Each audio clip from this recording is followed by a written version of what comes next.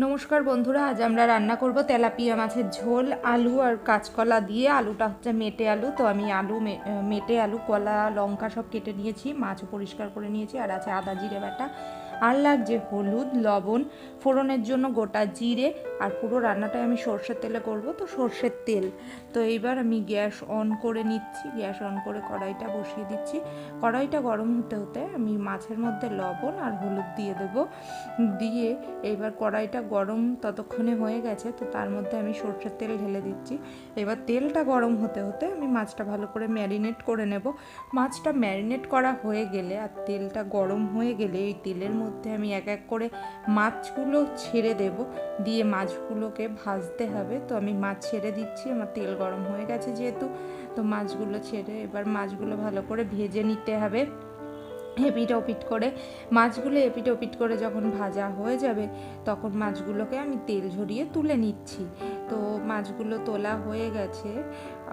এইবার এই তেলের মধ্যে আমি দিয়ে দেবো জিরে ফোড়ন। জিরে ফোড়ন দেওয়া হয়ে গেলে এর মধ্যে দিয়ে দেবো কাঁচকলা আর মেটে আলু আর লঙ্কা, সবগুলোই দিয়ে দেবো। দিয়ে এইবার এইগুলোকে ভালো করে নাড়াচাড়া করতে হবে। তো এর মধ্যে আমি যেটুকু ভাজার জন্য দরকার সেই পরিমাণ লবণ আর হলুদ দেবো, বেশি দেব না।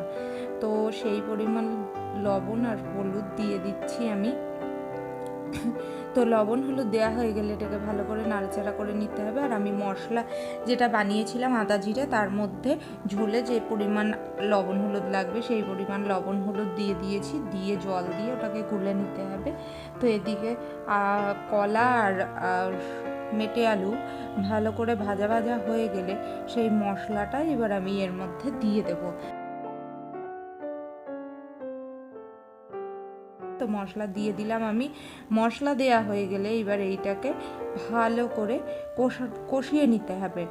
তো এটা ভালো করে কষিয়ে নেওয়া হয়ে গেলে যতক্ষণ না এর থেকে তেল ছেড়ে আসবে ততক্ষণ এটাকে কষিয়ে যেতে হবে।